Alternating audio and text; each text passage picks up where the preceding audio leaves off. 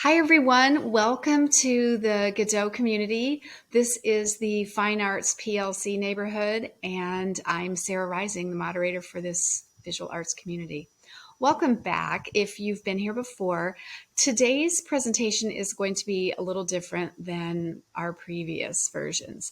What I'm going to talk about today is one-point perspective and using that in the classroom. And what I've prepared is just a short 4-slide presentation. And then I'm also including 2 5-minute demonstration videos that you can use with your students. So today, watch the videos. And then for our discussion, if you would, share how you guys are using one-point perspective in the classroom. Remember to subscribe so you don't miss any of the posts and discussions from our other members of the community. And now I will go in and present what I've titled One-Point Perspective, Art Meets Math. So it gets the kids' attention when you talk about math. They kind of freak out just a little bit. But for the first day, what I like them to do is just get their hands on the tools and to start working on the perspective before you decide on what lesson you're going to do with this. So I like to introduce the 3 vocabulary terms. If you have other terms that you feel are important, of course, include those.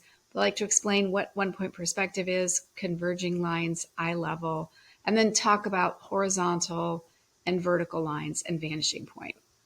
I did note here where I found all of this information. There's also lots of other sites online that you can find where teachers are sharing their experience with this. So, like I said, we are going to be watching a video. I've prepared 2. I broke it down into 2 5-minute videos so the children aren't so overwhelmed, and you can use the first 5 minutes and then let the kids catch up. They can rewind and rewatch, and then once they're caught up, they can move on to the second part. Well, that's all I have for you today. Watch the videos, and then remember at the end of this discussion, please share what you're doing in the classroom with one-point perspective. All right, guys, thanks for watching. See ya. Hey, everyone. Welcome to Intro to One-Point Perspective. Today, we're going to practice the skill of creating cubes and other geometric forms using one-point perspective. So what you'll end up with is a final piece that looks like this. And I like this as our beginning work because I think it helps us build our confidence, helps us learn and understand the vocabulary and how these terms are applied in this drawing. So what you'll need, you have a couple of different options for your materials. I'm going to use this template that I got. You don't have to use this, but I'll be using this. If you're at school with me, we've got it here, so you'll be using it. If you don't have a template, you can just cut some cardboard and use it as a straight edge. You'll also want some rectangles, triangles, circles, maybe some diamonds. You do not want to free draw any of these shapes. You'll also need a ruler. So any of those things will work. I'm going to do my exercise using the template, but like I said, you don't have to use that. And of course, you'll need a pencil. So we're going to start off by creating our vocabulary note taking, but note taking a little more fun where we're actually drawing what we're taking notes on.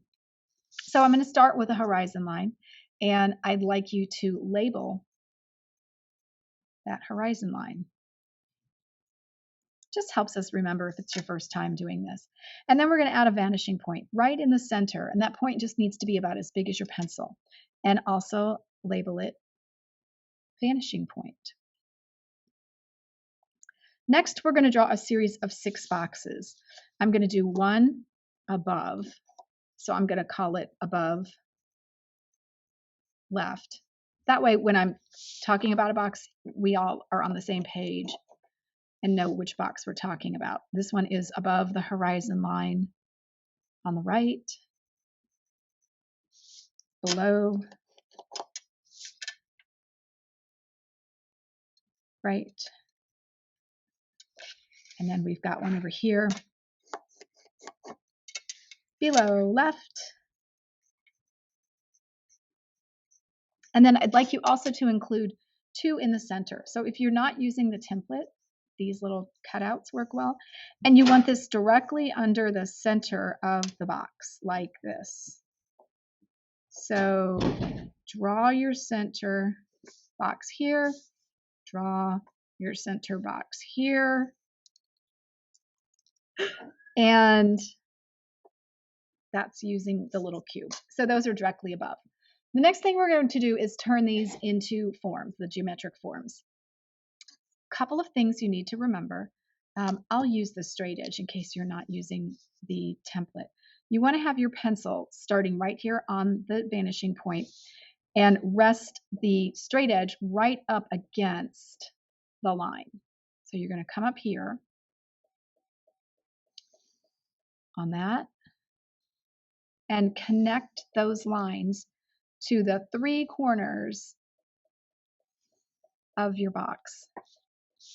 All right, we're going to do that for the rest of the boxes and then come back and turn them into the prisms or the cubes. So again, swinging it so it goes up and connects, and it needs to be exactly on those corners. This is not a good time to free draw. You want these lines to start and end in the corners and on the vanishing point. And that one, see, I'm off the vanishing point. So you're going to have to come back, erase that line, and make sure you have it exactly on the vanishing point. So I'm going to do that for all 4. And then we're going to do something a little bit different with the center. Now see that one? I came off the edge. So I'm going to go back and forget that. All right, so make sure you have all 4 of your boxes done. If you have any mishaps, go ahead and erase and correct, and we'll be back to do. All right, so I've corrected my mishap here and gotten all my lines straight. So now I'm going to do the center boxes. So if you notice, there are 2 faces on the below and above left and 2 faces on the above and below right. For the center boxes, you'll see that these meet only, I can only see the base of this box, and on this one, I can only see the top of this box just because of the point of view. You'll also notice that things kind of come together like that, but don't worry about that, that's fine. Now we're going to turn these into cubes. So we talked a little bit about parallel lines. So if I draw a line, I need it to be parallel to this. Now in real life, if you were trying to draw this mathematically correct, you would be using tools like straight edges and right angle rulers. But because we don't have those in this setting, I'm going to show you a way to do this so you can be, it won't be as exact, but pretty close. So this line and this straight edge are parallel. I'm going to slide the ruler over without taking it off track from its parallel track. And I'm going to strike a line between here and here. So this is going to be the shape of this box. I'm also going to do it on the base. This is parallel, and I simply drop the ruler until I meet at this corner, and there's my line. Now this may appear to you to be a little distorted, and it may be because we're not exactly mathematically correct, but it's close enough for what we're doing. For this cube, I'm simply going to drop this down, and this box is going to be lots deeper. So there's that one. Over here to the above right cube, parallel, this one's going to be very skinny. There's that. Parallel, drop it. If you notice, I'm using 2 hands. Now the same thing works with just a plain old piece of cardboard. Here's my edge on the face. Actually, I'm going to go this way so I can see where I am, making it parallel. There's the top. And doing the same thing over here. Parallel, sliding it over. When it meets that corner, there's the line. Same thing here, parallel. And the same way works if you're using a ruler. So I've got my ruler parallel with the top. This one's going to be a skinny one, parallel with the edge here, and lining it up. All right, so that's how you do that. Now, the next thing you can do after all of this is done, go ahead and practice using circles. So whether you're using the template or you've got circles cut out, the way you do a curved form, at the vanishing point, I'm going to draw a line and connect it with the widest point. Connect to there, connect to there. And again, I'm going to use the circle, slide it down like I did with the ruler. And there's my cylinder. Now, the lines are on here. In real life, if we were doing a project, we wouldn't keep those lines, we'd erase those. But I would recommend the next thing you do is practice this with triangles, because you'll see a triangle behaves a little differently. Here's my edge. There's my edge. And I'm not seeing but this edge because of the angle of the triangle. So that's all there is to that.